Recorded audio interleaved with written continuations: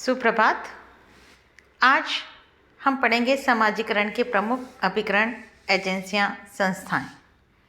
मानव के समाजीकरण की प्रक्रिया बड़ी लंबी एवं जटिल है। इस कार्य में अनेक संस्थाओं एवं समूहों के योगदान होते हैं और ये संस्थाएं समय समय पर विभिन्न बातें सिखाती हैं। कभी तो ये एक दूसरे की पूरक और सहयोगी होती है, तो कभी परस्पर स्वतंत्र एवं संघर्षकारी। बच्चे का समाजीकरण करने में अनेक प्राथमिक संस्थाओं जैसे परिवार, पड़ोस, मित्र मंडली, विवाह एवं नातेदारी समूह और द्वितीयक संस्थाओं जैसे विद्यालय, धार्मिक, आर्थिक, राजनीतिक, सांस्कृतिक एवं व्यावसायिक संगठनों आदि का योगदान होता है। व्यक्ति इन संस्थाओं एवं समूहों से जितना अनुकूलन करता है, समाजीकरण भी उतना ही सफल माना जाता है। यहाँ हम समाजीकरण की प्रमुख संस्थाओं व समूहों का उल्लेख करेंगे। सबसे पहले हम लेंगे परिवार। परिवार समाजीकरण करने वाली एक संस्था के रूप में परिवार सर्वाधिक महत्वपूर्ण है, क्योंकि बालक परिवार में ही जन्म लेता है और सर्वप्रथम परिवार के सदस्यों के ही संपर्क में आता है। परिवार में ही उसे समाज के रीति रिवाजों, लोकाचारों, प्रथाओं एवं संस्कृति का ज्ञान कराया जाता है।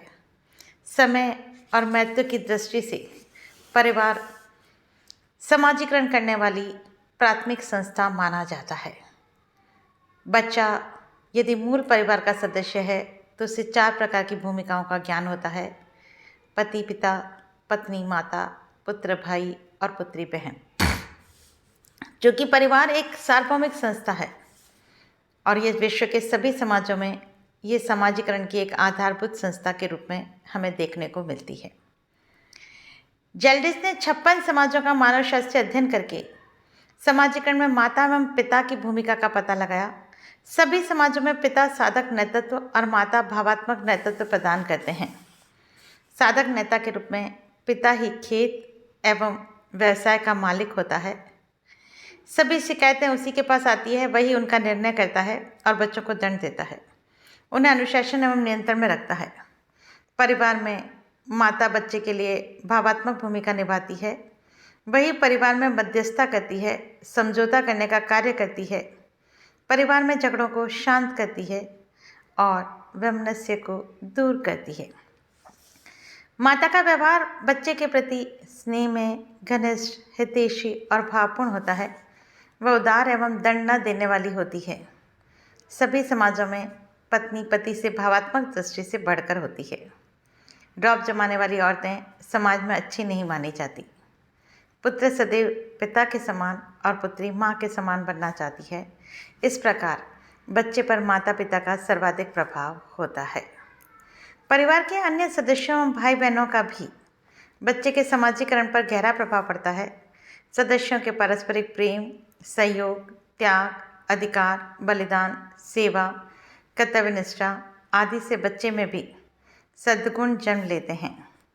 परिवार में आयु, लिंग एवं पद की दृष्टि से विभिन्न प्रकार के व्यक्ति होते हैं, जिनके संपर्क से बच्चा उनके आचरणों का अनुकरण करता है। वे माँ, बहन, पिता और भाई में लिंग भेद भी करना सीख जाता है और अपने से विषम लिंगियों के प्रति समाज में प्रचलित व्यवहारों एवं मूल्यों को ग्रहण करता है। इसी प्रकार से परिवार में छोटी एवं बड़ी सभी आयु के व्यक्ति होते हैं। बड़े छोटों के प्रति अधिकारों एवं छोटे बड़ों के प्रति कर्तव्यों का निर्वाह करता है, जिसे बच्चा भी ग्रहण करता है। उसे इस बात का ज्ञान होता है कि उसे छोटों से कैसा व्यवहार करना है, बड़ों के साथ किस तरह आदरपूर्वक पेश आना है। वह अपने अधिकारों और कर्तव्यों के निर्वाह को सुंदरता से सीखता है। अनेक महापुरुषों के उदाहरण से स्पष्ट है कि उनके महान बनने में परिवार का ही महत्वपूर्ण हाथ रहा है।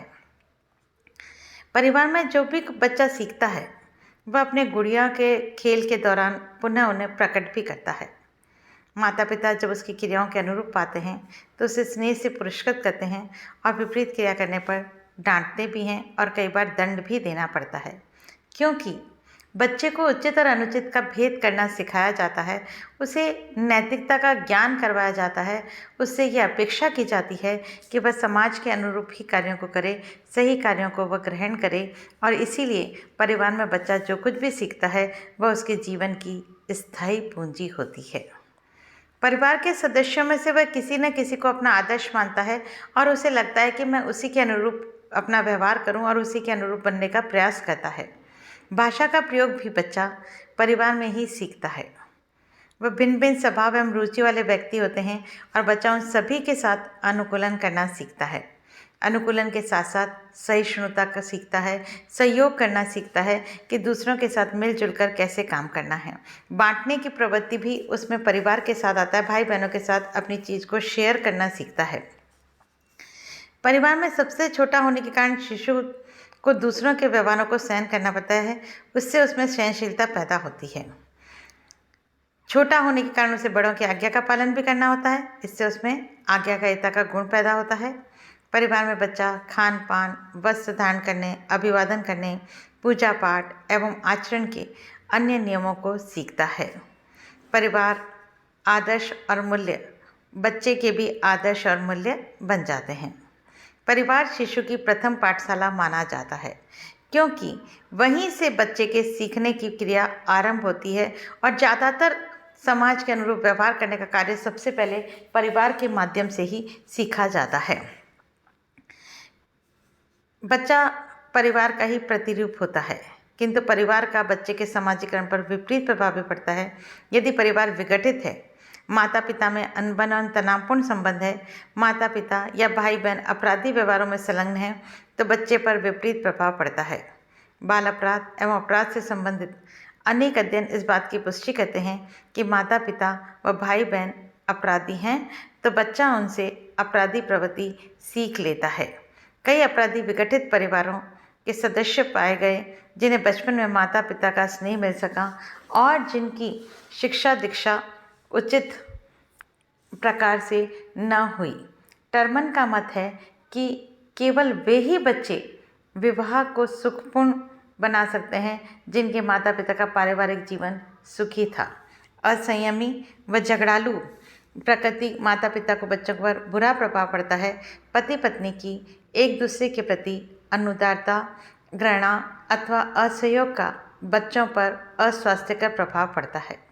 अधिक दंड देने पर बच्चे भयभीत, विरोधी एवं विद्रोही हो जाते हैं। उनमें आत्मग्लानि और हीनता के भाव पैदा होते हैं। अधिक स्नेह से भी बच्चे बिगड़ जाते हैं।